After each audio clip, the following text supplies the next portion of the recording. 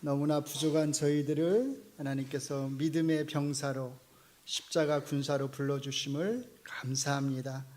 이 믿음의 싸움을 우리가 잘 싸워나가기 위하여서 하나님께서 우리에게 주신 그 성령의 검, 하나님의 말씀을 우리가 잘 갈고 닦기를 원합니다. 이 한 시간에 우리의 굳은 목을, 우리의 뻣뻣한 목을 주께서 부드럽게 하셔서 겸손함으로 하나님의 말씀을 잘 배우고 깨닫게 하여 주시옵소서. 주의 성령님께서 우리의 악한 마음을 부드럽게 해주실 줄로 믿사오며 예수님의 이름으로 기도합니다. 아멘. 지난주에 저희가 예수님이 말씀하신 팔복의 말씀 중에서 세 번째 해당하는 말씀, 온유한 자는 복이 있나니 그들이 땅을 기업으로 받을 것이다 라고 하는 말씀에 대해서 생각해 보았습니다. 이 말씀의 배경이 되는 게 시편 37편이었어요. 온유한 자, 그것은 성품이 좋은 사람을 가리키는 게 아니라고 말씀을 드렸습니다. 하나님과의 관계가 바르게 되어 있는 사람. 시편 37편은 그 예로서 세 가지를 드는데, 하나님을 신뢰하는 사람, 하나님을 기뻐하는 사람, 그리고 하나님 앞에 자기의 삶 전체를 맡기는 사람, 이런 사람을 가리켜서 온유한 사람이고 바로 이 사람이 땅을 차지할 것이다, 이렇게 말을 하고 있습니다. 이제 오늘은 이 산상수훈과 관련된 말씀 이제 저희가 좀 더 살펴보려고 하는데, 사실은 오늘 본문이 5장 말씀 전체예요. 왜 이렇게 이제 길게 잡았느냐면, 이 5장 말씀 전체가 서로 어떻게 밀접하게 연결되어 있는지, 요 안에 이제 몇 가지 말씀이 나오잖아요. 그 말씀들이 서로 어떻게 밀접하게 연결되어 있는지를 조금 우리 성도님들에게 말씀드리고 싶었고, 또 사실은 우리가 이렇게 잘 알고 있다고 생각하는 그 말씀의 표현들, 근데 사실은 이제 좀 오해를 하고 있는 말씀들, 또는 읽기는 하지만 이게 무슨 뜻인지 정확하게 잘 모르면서 읽는 그런 말씀들, 그런 말씀들의 뜻을 조금 분명하게 설명을 드리고 싶어서예요. 그래서 원래는 어제 저녁까지만 해도 제가 이제 5장 전체를 설교를 준비를 했어요. 근데 이렇게 준비를 하고 나니까 조금 이제 걱정이 들기 시작했습니다. 이 긴 것을 한 번에 다 설명을 하면 저도 좀 부담이 되는 것 같고, 우리 성도님들도 조금 이해하기가 어려우실 수도 있겠다, 이런 생각이 들어서 제가 반토막을 냈습니다, 사실은. 그래서 오늘 설교는 요 이제 절반만 제가 설교를 하려고 그래요. 그러다 보니까 아마 저희 교회 밴드에 들어가 보신 분들은 아시겠지만, 원래 오늘 그 밴드의 제 설교 제목이 어떻게 되어 있었냐면, 천국에는 큰 자와 작은 자가 있을까 였습니다. 근데 설교 제목이 조금 바뀌었어요. 소금과 빛이란 무엇을 말하는가. 이제 다음 주에 그 주제에 대해서, 천국에는 큰 자와 작은 자가 있을까라고 하는 주제에 대해서 말씀을 전하겠습니다. 한번 한 주간 동안 생각을 해보세요. 천국에 정말 예수님께서 마태복음 5장에서 천국에 큰 자가 있고 작은 자가 있다고 말씀을 하시는데, 그게 정말 천국에 큰 자가 있고 작은 자가 있다는 말씀의 뜻일까? 만약에 그게 아니라면 예수님은 어떤 의미로 큰 자와 작은 자에 대해서 말씀을 하시는 걸까? 한 주간 동안 한번 말씀을 이렇게 묵상을 하시면서 생각을 해보시기 바랍니다. 자, 오늘 저희가 읽은 이제 5장의 말씀 중에 여러분이 잘 아시는 소금과 빛에 대한 말씀이 나옵니다. 어떤 분들은 이 소금과 빛에 대한 말씀이 그 앞에 나오는 말씀이나 뒤에 나오는 말씀하고 어떻게 연결이 되어 있는가, 그걸 잘 몰라서 당황해 하시는 분들이 있는 것 같아요. 그래서 이 말씀을 그 앞이나 뒤에 나오는 말씀하고 연결시키지 않고 아예 그냥 이 말씀을 따로 떼어서 이 말씀만 가지고 소금과 빛에 대한 말씀을 이해하는 경향이 있습니다. 그렇게 이해하다 보면 사실은 하나님의 말씀이 우리에게 전해주고자 하는 그 풍성한 의미들을 우리가 많이 놓치기가 쉽습니다. 제가 항상 강조해서 말씀드린 게 뭐냐면 하나님의 말씀은 어느 한 토막, 하나의 이야기, 또 하나의 말씀을 그냥 딱 떼어서 토막 내서 이해하려고 하면 안 되고 어떻게 해야 된다고요? 자꾸 연결을 시켜서 이해해야 한다고 제가 말씀을 계속 드려왔습니다. 그렇게 연결시켜서 이해하다 보면 사실은 하나님의 말씀이 얼마나 풍성한지를 우리가 훨씬 더 크게 느낄 수가 있거든요. 물론 조심해야 될 것은 있어요. 성경의 저자가 연결시키지 않는 것을 우리가 일부러 억지로 연결을 시켜서는 안 되겠죠. 그런데 마태복음 이 5장, 또 5장뿐만 아니라 5장, 6장, 7장이 전체가 다 산상수훈에 대한 말씀이니까 천국 또는 천국 백성의 삶에 대한 말씀이니까 이 5장, 6장, 7장은 서로 연결되어 있는 게 너무나 명백합니다. 그래서 소금과 빛에 대한 말씀을 우리가 따로 떼어서 이해하면 그 이해가 틀린 것은 아니라 할지라도 예수님이 이 말씀을 통해서 우리에게 전해주려고 하시는 그 핵심적인 메시지를 우리가 놓칠 수가 있다는 거예요. 그래서 우리가 이 말씀을 제대로 잘 이해하려면 오늘 그 제목대로 소금과 빛이란 무엇을 말하는가를 제대로 이해하려면 이 말씀을 앞의 말씀, 팔복에 대한 말씀, 그리고 그 뒤에 나오는 말씀하고 연결을 시켜서 이해해야 한다는 겁니다. 오늘은 제가 절반만 설교를 하겠다고 그랬잖아요. 그 말은 뭐냐면 앞에 나오는 팔복의 말씀하고 이 소금과 빛에 대한 말씀이 어떻게 연결되는지를 제가 설명을 드리겠다는 거예요. 자, 여러분은 이 소금과 빛에 대한 말씀 너무 잘 아시는 말씀인데, 자, 이 말씀을 어떻게 이해를 하시나요? 너무 많은 설교를 사실 들어오셨을 거예요. 그런데 그 설교들 대부분은 사실 거의 비슷합니다. 그 메시지가 거의 비슷해요. 대부분 어떤 메시지죠? 예를 들면 소금의 짠맛을 설명을 할 때 대부분의 설교들이 어떤 메시지로 나가게 되냐면, 여기서 지금 예수님이 말씀하시는 소금의 짠맛이라고 하는 것은 이 세상이 썩어지지 않도록 어떻게 해야 된다? 우리 그리스도인들이 영향력을 미쳐야 된다는 거예요. 그리고 이런 설명의 근거로 뭘 드냐면 소금의 짠맛, 그 짠맛이 하는 역할이 뭐냐? 부패를 방지하는 거다. 썩는 것을 방지하는 거다 라는 거죠. 그래서 소금의 특성으로서 부패를 방지하는 그 역할을 강조를 합니다. 그런데 한번 잘 생각을 해보세요. 예수님이 여기에서 소금의 짠맛에 대해서 말씀을 할 때 정말로 부패를 방지하는 것, 썩는 것을 막는 거기에 초점을 맞추어서 예수님이 이 말씀을 하시는 것일까 하는 거예요. 그래서 우리가 이 세상을 더 이상 썩지 않도록 해야 된다라고 말씀을 하시는 걸까 하는 겁니다. 이런 설명이 틀렸다라기보다 다른 해석의 가능성이 충분히 있다는 거예요. 빛에 대한 말씀도 마찬가지죠. 예수님은 우리가 정말로 이 어두운 세상에서 빛의 역할을 해서 이 어두운 세상을 밝게 만들어야 된다라고 우리에게 그렇게 말씀하시는 걸까 하는 겁니다. 자, 우리가 이렇게 소금과 빛을 어떤 영향력, 세상에 미치는 영향력, 짠맛의 영향력, 세상을 부패하지 않게 하는 그 영향력에 포커스를 맞추니까 우리가 이제 어떤 생각을 하냐면, 야, 이 세상이 계속 이렇게 부패해가는 것을 보면 누구 잘못이에요? 다 우리 잘못이 되는 거예요. 우리가 그리스도인으로서 제대로 짠맛을 못 냈기 때문에 세상이 계속 이렇게 부패해가는구나. 세상이 계속 어두움의 상태에서 벗어나지 못하는 게 우리가 이 세상에서 빛으로서의 역할을 잘못했기 때문에 세상이 계속 이렇게 더 어두워져 가는 거구나. 이렇게 우리 스스로를 자책을 하게 됩니다.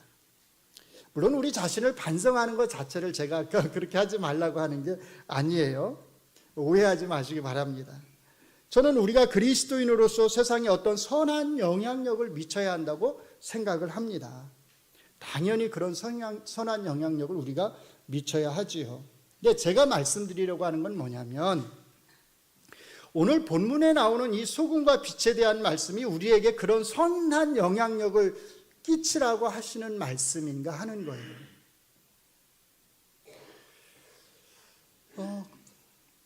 왜 우리는 자꾸 소금과 빛에 대한 말씀을 그런 영향력에 대한 것으로 이해를 하려고 할까요? 아까 제가 사실은 답을 말씀을 드렸어요. 왜냐하면 앞의 내용, 뒤의 내용과 따로 떼어서 이 소금과 빛에 대한 말씀만 가지고 이 말씀을 이해하려고 하다 보니까 이 소금의 짠맛을 자꾸 영향력하고 연결을 시킨다는 겁니다. 그래서 아까 처음에 말씀드린 대로 이 말씀을 오늘은 앞에 나오는 팔복의 말씀하고 한번 연결을 시켜보자는 거예요. 왜냐하면 이 소금과 빛에 대한 말씀은 앞에 나오는 팔복의 말씀과 그 다음에 나오는 나머지 말씀들을 연결시켜주는 하나의 징검다리 역할을 하고 있거든요. 이것을 잘 기억을 하셔야 됩니다.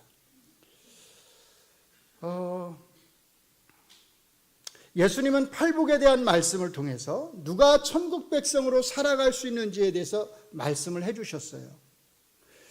그리고 그 다음에 이어서 추가로 2절에 걸쳐서, 그러니까 11절과 12절에 걸쳐서 추가로 이렇게 팔복의 말씀대로 천국 백성으로 하나님의 통치를 받으면서 살아가는 사람들, 예수님의 제자들, 예수님의 지칭대로 하면 너희들이 이 땅에 살아갈 때에 받아야 되는 대가에 대해서 말씀을 하세요. 2가지 대가를 말씀을 하세요.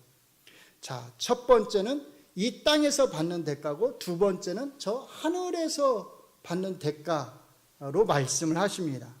자, 첫 번째 한번 보세요. 이 땅에서 천국 백성으로 살아가는 사람은 어떤 대가를 치른다고 말씀을 하죠? 반드시 핍박과 조롱을 받게 되어 있다고 말씀을 합니다. 11절에 보시면 나로 말미암아 너희를 욕하고 박해하고 거짓으로 너희를 거슬러 모든 악한 말을 할 때에는 너희에게 복이 있나니 어떡하라고요? 기뻐하고 즐거워하라. 2 단어에 주목하셔야 돼요. 하나는 너희. 여기서 너희는 예수님을 따르는 제자들을 가리킵니다. 12 제자만이 아니라 넓은 의미에서 예수님을 따르는, 예수님의 가르침을 따르는 모든 제자들을 가리켜서 너희 이렇게 지칭을 하시는 거예요. 바로 이 예수님을 따르는 제자들이 바로 앞에서 말하는 팔복에 대한 말씀, 천국을 차지한 자들에 해당합니다. 이렇게 예수님의 제자로서 이 땅에서 천국 백성으로 살아가는 너희에게 이 땅에서 주어지는 필연적인 대가가 있다는 겁니다. 핍박과 조롱, 욕, 악한 말, 피할 수 없는 대가라는 거죠. 또 하나의 대가가 있습니다. 12절에 보시면 하늘에서 너희의 상이 큼이라. 자, 오늘은 이 첫 번째 대가만 좀 생각을 하시기 바랍니다. 오늘 저희가 생각해야 할 것은 예수님의 제자들이 이 땅에서 천국 백성으로 받아야 될 이 핍박과 조롱이라고 하는 대가가 그 다음에 나오는 소금과 빛에 대한 말씀하고 어떻게 연결되어 있느냐 하는 것이거든요. 이 첫 번째 대가, 박해와 조롱과 욕에 대한 이 말씀하고 소금과 빛에 대한 말씀을 연결을 시켜보시면 소금과 빛에 대한 말씀을 우리가 세상에 어떤 영향력을 미쳐야 된다고 하는 그런 말씀으로 이해하는 데는 무리가 있어 보입니다. 왜일까요? 한번 생각을 해보세요. 우리가 세상에 소금과 빛으로 선한 영향력을 미친다면 세상 사람들이 우리를 박해를 할까요? 우리를 조롱을 할까요? 우리를 향해서 욕을 할까요? 악한 말을 할까요? 자, 바로 앞에서 예수님이 하신 말씀, 예수님의 제자들에게는 반드시 핍박과 조롱과 욕이 따른다라고 하는 이 말씀을 우리가 바꿔서 이해하면 우리가 이 예수님의 제자로서 이 땅에서 천국 백성으로 하나님 말씀대로 팔복의 말씀대로 살아간다고 해서 이 세상 사람들이, 믿지 않는 사람들이 우리를 보고서, 우리의 삶을 보고서 우리를 존경한다거나 우리를 본받기를 원한다거나 우리의 삶을 보고서 뭐 큰 감동을 받아서 야, 나도 예수 믿어야지, 이렇게 생각하지 않는다는 것입니다. 저희가 지난주 살펴보았던 시편 37편의 말씀도 사실 이것을 우리에게 잘 보여줘요. 악인은, 여기 말하는 악인은 믿지 않는 사람, 하나님을 경외하지 않는 모든 사람을 악인, 이렇게 말을 하는 거예요. 악인은 하나님을 신뢰하고 기뻐하고 의지하면서 살아가는 그 온유한 자의 모습을 보면서 영향을 받아요, 안 받아요?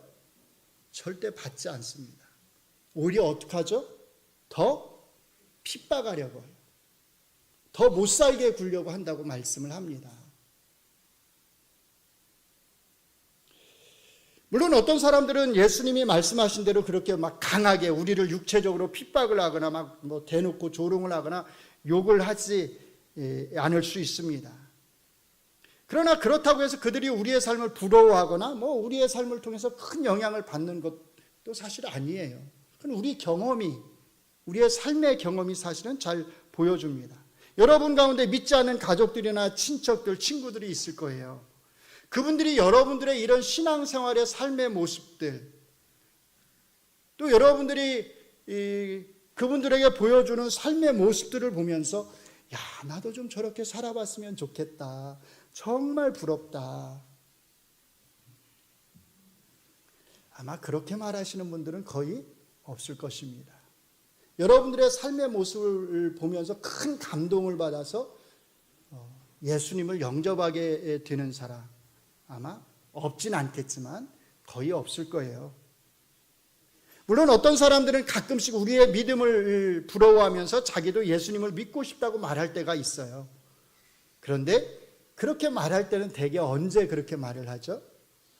자기 사업이 망했을 때, 건강했는데 어떤 큰 병에 걸렸을 때, 내 평탄하던 삶의 환경이 변해가지고 큰 어려움이 닥쳤을 때, 그때는 이제 나도 좀 교회를 나가볼까? 나가서 기도라도 해볼까? 이런 생각들을 하죠. 그런데 본인이 잘 나가고 건강할 때는 우리를 보면서 예수님을 믿고 싶다고 말하지 않습니다. 하나님을 의지하는 자가 세상의 존경을 받기보다는 세상의 핍박을 받는다고 하는 것이 사실 성경 전체, 신약 성경과 구약 성경 전체의 일관된 메시지입니다. 너희 전에 있던 선지자들도 이같이 박해하였느니라 라고 하는 이 예수님의 말씀이 이것을 증명해 주고 있어요. 구약의 선지자들도 다 그렇게 박해를 받았고 이제 신약 시대를 살아가는 너희들도 그렇게 박해를 반드시 받을 거다라고 말씀을 하는 거죠. 그러니까 예수님이 바로 앞에서 하신 이 핍박과 조롱에 대한 말씀에 비추어 보면 소금과 빛에 대한 이 예수님의 말씀을 우리가 이 세상에서 믿지 않는 사람들에게 어떤 큰 영향력을 미쳐서 이 세상을 완전하게 바꾸어야 된다, 부패하지 않게 해야 된다, 환하게 만들어야 된다라고 예수님이 지금 말씀하시는 게 아니라는 겁니다. 그러면 예수님은 지금 어떤 의미로 소금과 빛에 대해서 말씀을 하시는 걸까요? 자, 여기서 소금의 짠맛은 무엇을 가리키는 걸까요? 제가 한번 이렇게 정리를 해봤습니다. 같이 한번 읽어보겠습니다. 시작. 예수님이 말씀하시는 소금의 짠맛은 짠맛이 가지고 있는 부패를 방지하는 기능을 가리키는 것이 아니라 짠맛이라고 하는 특성 자체를 가리킵니다. 무슨 말이 이해되시나요? 예수님은 우리에게 세상을 썩지 않게 하는 역할을 하라고 말씀하시는 게 아니라는 거예요. 예수님은 우리에게 너희가 가지고 있는 그 짠맛의 특성, 그것을 계속 간직해야 된다는, 그것을 잃어버리면 안 된다는 거예요. 어떤 분은 그게 그거 아닌가요? 이렇게 말씀하실 수도 있을 것 같아요. 근데 그게 그거가 아니에요. 이 둘은 분명히 다릅니다. 같은 게 아니에요. 한번 잘 생각해 보세요. 소금이 지닌 짠맛의 특성이 구체적으로 뭘 가리킬까요? 앞에 팔복의 말씀하고 연결시키면 쉽게 이해될 수 있어요. 어떻게 사는 것? 심령이 가난하게 사는 것. 그게 뭡니까? 그게 짠맛이에요. 애통하게 사는 것. 그게 짠맛입니다. 온유한 자로 사는 것. 그게 짠맛이에요. 화평하게 하는 자로 사는 것. 그게 짠맛이에요. 자, 그런데 이런 짠맛의 특성들을 가지고 우리가 이 세상에서 살아간다고 해서 믿지 않는 사람들이 우리의 삶의 모습들을 보고서 정말 변화가 될까요? 우리의 이런 삶의 모습들이 믿지 않는 사람들에게 영향을 미쳐서 그 사람들의 삶을 변화시키고 우리처럼 그렇게 살고 싶어 하도록, 그들도 예수님을 믿고 싶어 하도록 정말 그렇게 영향을 미칠까요? 앞에서 다 설명을 드렸잖아요. 당연히 그런 사람들이 전혀 없는 것은 아니지만 대부분의 사람들은 사실 그렇게 영향을 받지 않습니다. 중요한 것은 이것입니다. 예수님의 제자들로서 우리가 팔복의 말씀대로 사는 우리의 삶이 믿지 않는 사람들에게, 세상 사람들에게 아무런 영향력을 행사하지 못한다 하더라도, 그렇다 하더라도 우리는 팔복의 말씀대로 살기를 멈추어서는 안 된다라는 거예요. 소금의 비유로 말씀을 드리면 우리가 가진 이 소금의 짠맛이 비록 이 세상을 더 이상 부패하지 않게 만들 수 없다 하더라도, 더 이상 썩지 않게 만들 수 없다 할지라도 우리는 계속해서 소금의 짠맛을 간직하고 있어야 된다라는 겁니다. 왜냐하면 우리가 이 소금의 짠맛을 잃어버리는 그 순간 우리는 더 이상 예수님의 제자가 아니기 때문이에요. 이 소금의 짠맛을 잃어버리는 그 순간 우리는 더 이상 하나님의 통치 안에 있는 사람들이 아니기 때문입니다. 우리가 짠맛을 잃지 않는다고 해서 세상이 부패하지 않는 것은 아닙니다. 하나님을 믿지 않고 하나님을 대적하는 세상은 계속해서 하나님을 대적할 것입니다. 우리의 짠맛과 상관이 없이요. 동성애 차별금지법 지금 난립니다. 오늘 또 오후 3시에 함께 모여서 교회들이 함께 모여서 집회를 한다고 그래요. 한 생각을 해보세요. 동성애 차별금지법, 이 이름 자체도 묘하게 지어놨어요. 그래서 동성애 차별금지법을 반대하면 누구를 차별하는 게 돼버려요? 동성애자들을 차별하는 사람이 되게끔 이름을 그렇게 지어놨어요. 근데 우리가 이 법에 반대한다고 해서 우리가 동성애자들 그러면 차별하자 이렇게 주장하는 건가요? 우리는 그렇게 주장하지 않습니다. 우리는 동성애자들도 똑같은 우리와 같은 인간, 하나님의 형상을 지닌 인간으로서의 동등한 대우와 권리를 가지고서 살아가야 된다고 생각을 합니다. 그들도 음지에 있어서는 안 되고 양지로 나와서 그들도 먹고 살 수 있어야 한다고 생각을 합니다. 그런 권리를 우리가 그들에게서 빼앗자고 그들을 차별하자고 말하는 게 아니죠. 성경이 명백하게 가르치는 것, 잘못된 남녀의 그 관계, 잘못된 가정의 개념들, 성경이 말하는 그 가정의 개념들을 흐트러뜨려서는 안 된다라고 우리가 말을 하는 것뿐이에요. 그런데 아주 교묘하게 이런 것들을 통해서 사실은 이 세상은 하나님을 대적하는 거죠.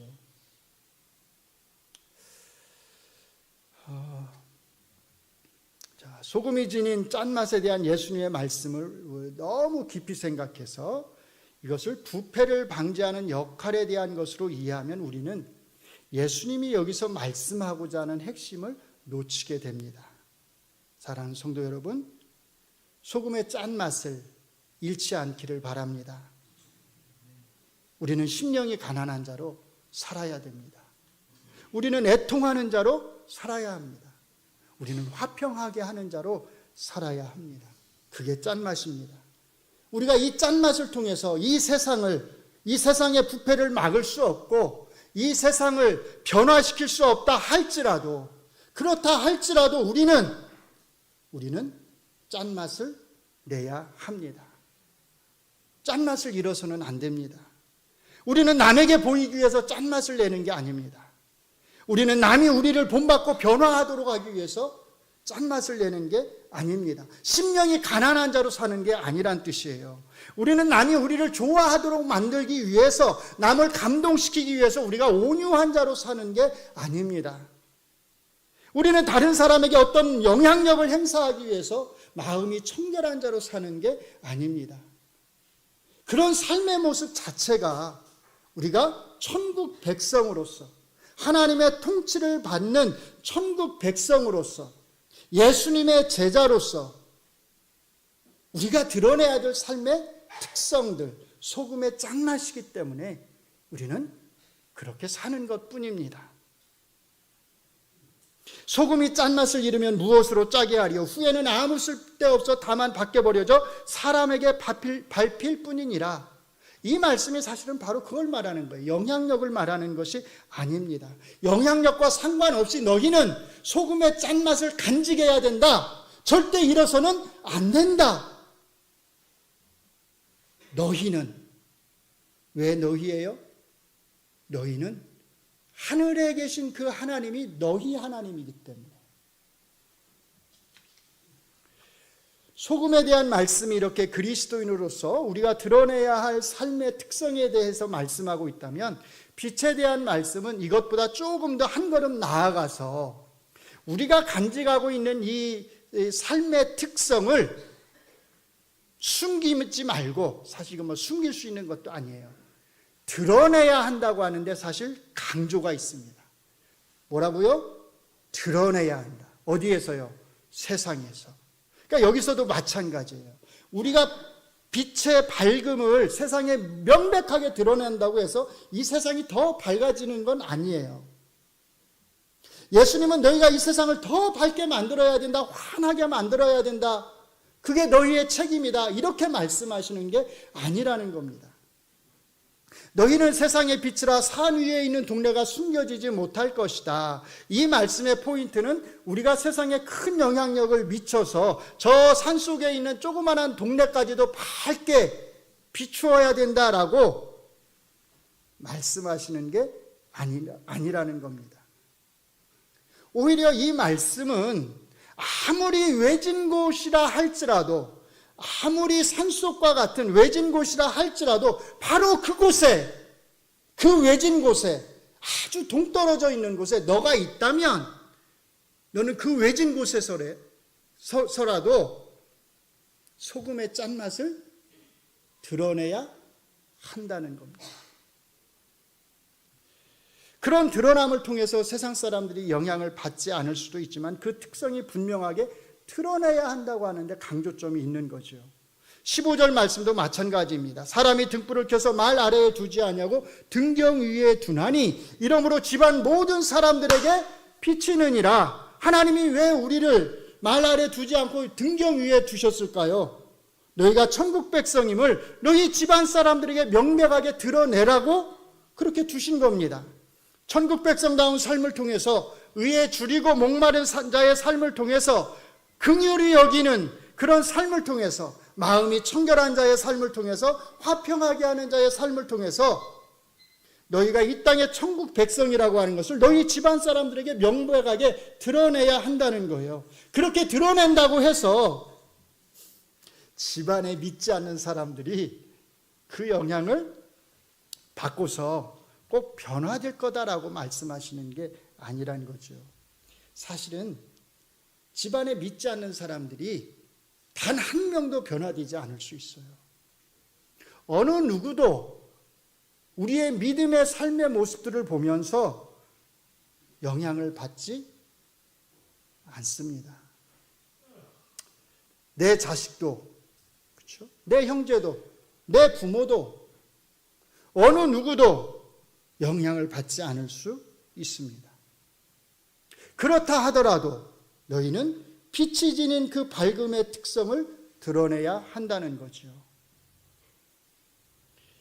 그러니까 소금의 짠맛 비유가 천국 백성다운 삶의 특성에 포커스가 맞추어져 있다면 이 빛의 밝음은 어디에 포커스가 맞추어져 있냐면 그 특성을 드러내는 것에 포커스가 맞추어져 있다는 겁니다. 이 소금과 빛이 하나의 같은 말씀을 하면서도 사실 의미가 약간 다르고 소금보다 빛이 좀 더 뭐라고 할까요?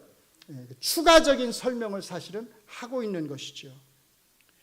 소금이 지닌 짠맛의 특성을 간직하고 있는 것, 그리고 빛의 밝음의 특성을 온 세상에 명백하게 드러내는 것, 이런 삶의 모습을 가리켜서 예수님은 16절에서 뭐라고 말하냐면 너희 착한 행실이라고 말을 하는 겁니다.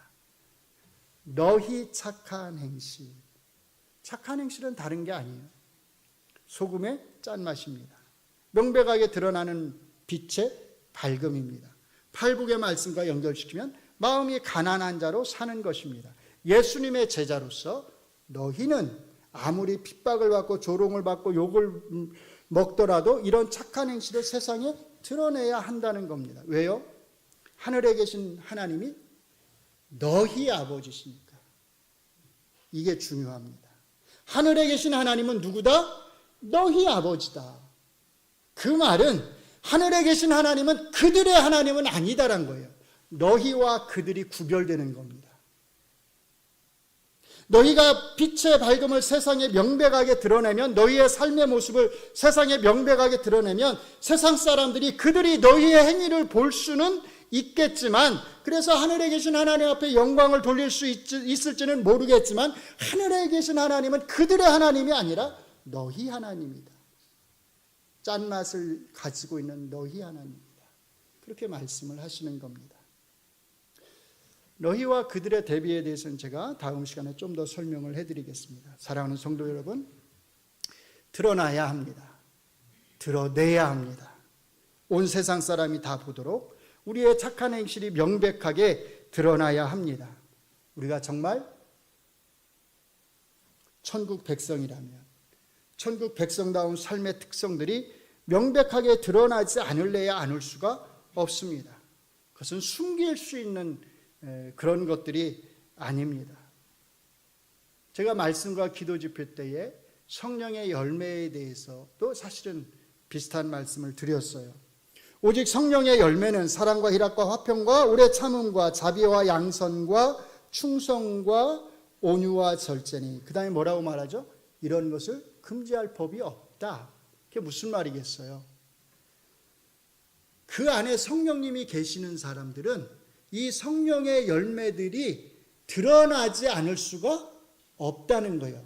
법을 말하는 게 아니라 그 안에 성령님이 계시기 때문에 자연스럽게 내가 막을 수 있다고, 막고 싶다고 해서 이걸 막을 수 있는 게 아니라는 거예요. 내가 숨기고 싶다고 해서 이걸 숨길 수 있는 게 아니라는 거예요. 그 안에 성령님이 계시는 사람들은 그냥 자연스럽게 필연적으로 성령의 열매들이 드러나게 되어 있다는 겁니다. 누가 핍박한다고 해서, 누가 욕한다고 해서, 누가 조롱한다고 해서 이런 열매들을 감출 수 있는 게 아닙니다. 아무리 핍박해도, 아무리 욕해도, 그렇게 욕을 얻어먹으면서도 그 안에 성령님이 계신 사람은 이런 열매를 맺으면서, 손해를 보면서 그렇게 살아간다는 겁니다. 마찬가지죠. 아무리 힘들어도 천국 백성은 심령이 가난한 자로 살아갈 수밖에 없습니다. 아무리 바보 같다고 하는 그런 소리를 듣는다 하더라도 천국 백성은 싸우지 않고 다투지 않고 화평하게 하는 자로 살아갈 수밖에 없습니다. 아무리 조롱을 받는다 하더라도 어떻게 그렇게 유약하느냐고, 조롱을 받는다 하더라도 우리는 온유한 자로 살아갈 수밖에 없습니다. 이러한 삶의 모습을 감추고 싶다고 해서, 드러내고 싶지 않다고 해서 그렇게 할 수 있는 게 아니라는 뜻입니다. 드러날 수밖에 없습니다. 명백히 온 세상에 산속에 있는 저 작은 동네에서 산다 할지라도 바로 그곳에서까지도 우리의 짠맛이 드러나지 않을 수가 없습니다. 그렇게 살라고 말씀하시는 거예요. 그렇게 살아야 된다고 말씀을 하시는 겁니다. 세상 사람들이 알아주지 않아도 좋습니다. 세상 사람들이 우리의 그런 삶을 통해서 영향을 받지 않아도 좋습니다. 사실은 그런 기대를 할 필요조차도 없습니다. 왜요? 왜냐하면 세상 사람들과 우리는요, 삶의 가치관이 완전히 다른 사람들이에요. 세상 사람들과 우리는 삶에서 중요하다고 생각하는 게 완전히 다른 사람들이에요. 믿지 않는 사람들과 우리는 추구하는 기쁨 자체가 완전히 다른 사람들이에요. 다시 한번 말씀드리지만 우리가 선한 영향력을 미치지 말라고 하는 말이 아닙니다. 미쳐야 하지요. 그러나 그런 기대를 하면서 살 필요는 없다는 겁니다. 오늘 본문의 말씀이 그런 영향력을 말하는 게 아니라는 뜻입니다. 우리가 오늘 본문 말씀을 통해서 귀담아 들어야 될 예수님의 말씀은 딱 두 가지입니다. 첫째, 짠맛을 잃어서는 안 된다. 꼭 그것을 간직하고 있어야 된다. 무슨 일이 있어도 간직하고 있어야 된다. 심령이 가난한 자로 정말로 그렇게 살아야 된다. 정말로 애통하는 자로 그렇게 살아야 된다. 정말로 화평하게 하는 자로 그렇게 살아야 된다. 박해를 받아도, 조롱을 당해도, 욕을 먹어도 반드시 그렇게 살아야 된다. 그런 삶의 모습이 명백하게 드러나야 된다. 이 두 가지 말씀을 하시는 겁니다. 근데 문제가 있어요. 우리가 우리 힘으로 그렇게 살 수 없다는 거죠. 거기에 우리의 문제가 있어요. 근데 그 문제는 우리가 해결할 수 없는 문제는 아닙니다. 왜냐하면 우리 안에 누가 계세요? 성령님이 계시잖아요. 우리 안에 성령님이 계십니다. 우리 힘으로 하려고 하면 할 수 없지만 우리가 성령님의 도움을 구하면 성령님이 우리에게 그렇게 할 수 있는 도우심을 베푸실 것입니다. 성령님의 도우심을 구하시기 바랍니다. 우리가 도움을 구하면 성령님은 기꺼이 우리를 도우시고 우리의 길을 지도하실 것입니다. 기도하겠습니다. 예수님이 짠맛을 잃지 말라고, 사람들이 알아주지 않아도, 사람들이 그것에 영향을 받지 않아도, 오히려 반대로 핍박한다 하더라도, 조롱한다 하더라도, 욕을 한다 하더라도 너희는 짠맛을 잃어서는 안 된다 라고 우리에게 말씀을 하셨습니다.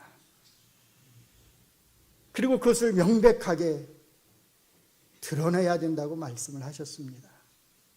하나님, 우리가 예수님의 제자로서, 천국 백성으로서 하나님의 통치를 받으면서 이 땅에서 살아가는 사람들로서 예수님이 말씀하신 대로 정말로 그렇게 살아가기를 원합니다. 그런데 우리 힘으로 그렇게 할 수 없음을 하나님이 잘 아십니다. 그래서 우리에게 성령님을 보내주신 줄로 믿습니다. 성령님을 통해서 우리가 그렇게 살 수 있도록, 부족하지만 그렇게 살려고 노력할 수 있도록 성령님께서 우리를 도와주시옵소서. 예수님 이름으로 기도합니다. 아멘.